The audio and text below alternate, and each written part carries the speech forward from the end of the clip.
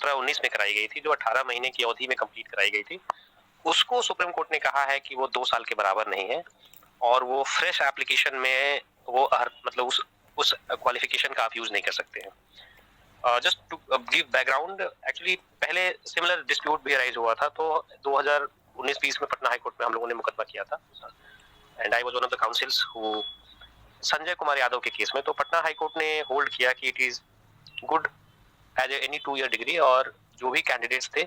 उनको उस वक्त जो नियोजन की प्रक्रिया से जो वंचित हुए थे, तो पटना हाई कोर्ट ने अलाउ किया और उनको कहा कि ये लोग फ्रेश एप्लीकेशन देने के लिए एलिजिबल है और भाग ले सकते हैं। संजय कुमार यादव का जो फैसला आया था 2020 में आया था।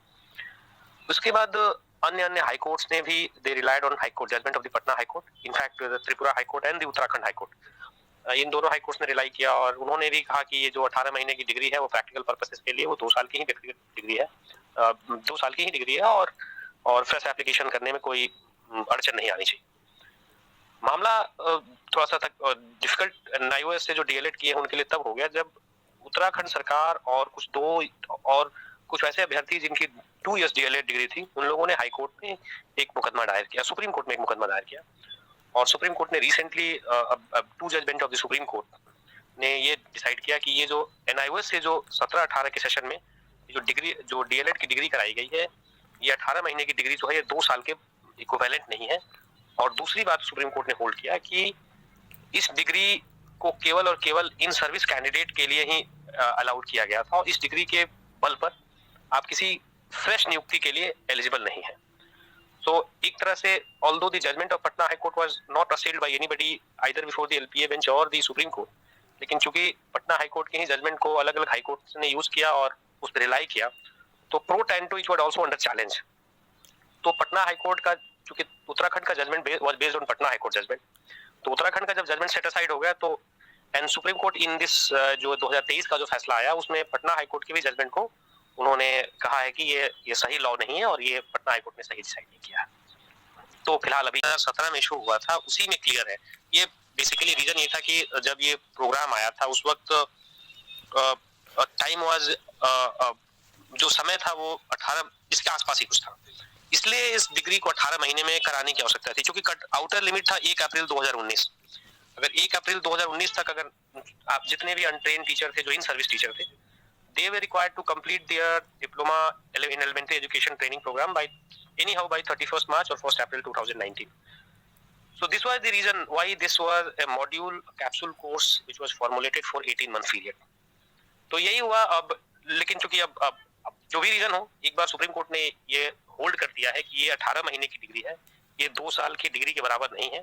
और दूसरी बात कि ये 18 महीने का कोर्स केवल इन सर्विस कैंडिडेट्स के लिए ही कराया गया था और इस डिग्री के बल पे आप किसी फ्रेश एप्लीकेशन में पार्टिसिपेट नहीं कर सकते हैं। तो आपने देखा ही होगा कि बीपीएससी ने भी जो एग्जाम निकाला है,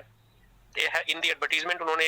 एक नोट डाल दिया है 18 महीने का जो एनआईओ से जो डिग्री प्रदत्त है वो लोग they can't make application to this recruitment process. वो तो they are in A soup, उनके लिए तो समस्या जाहिर सी बात है कि सुप्रीम कोर्ट का फैसला आने के बाद वो थोड़ा सा परेशान है। लेकिन as I am being told एक सुप्रीम कोर्ट में पुनर्विचार याचिका दाखिल की गई है एनआईओएस डीएलएड शिक्षक संघ की तरफ से, एक पुनर्विचार याचिका दायर की गई है पप्पू कुमार एंड अदर्स के, वो दाखिल की गई है। और इसी बीच एक गुवाहाटी हाई कोर्ट ने भी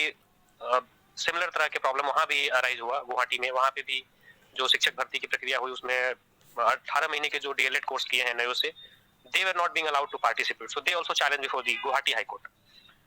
जो जजमेंट में गुवाहाटी हाई कोर्ट का अभी वहां पे एक इंटरिम ऑर्डर मिला है कि उनको पार्टिसिपेट करने के लिए प्रोविजनली अलाउ किया है। अभी फाइनल आदेश कोई नहीं आया है, लेकिन उस आदेश को बहुत पढ़ने से कोई क्लैरिटी नहीं मिल रही कि क्या रीजन था, क्यों अलाउ किया, क्यों नहीं अलाउ किया।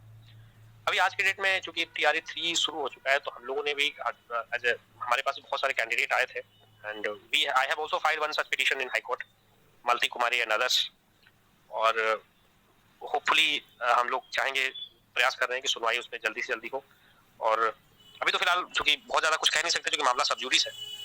लेकिन क्योंकि सुप्रीम कोर्ट में जिस आदेश को बेसिस बना के बीपीएससी ने या अन्य संस्थानों ने कहा है कि 18 महीने की डिग्री को हम लोग परमिट नहीं करेंगे, उसको ऑलरेडी वहाँ रिव्यू फाइल किया जा चुका है। और असम का भी मामला सर, हाँ असम का ही मैं बता रहा था कि वहाँ पे गुवाहाटी हाई कोर्ट ने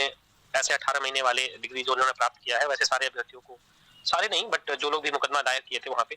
या फिर अन्य अभ्यर्थियों को भी वहाँ पे प्रोविजनली अलाउ किया है पार्टिसिपेट करने के लिए। लेकिन बिहार में ऐसा भी नहीं हुआ है।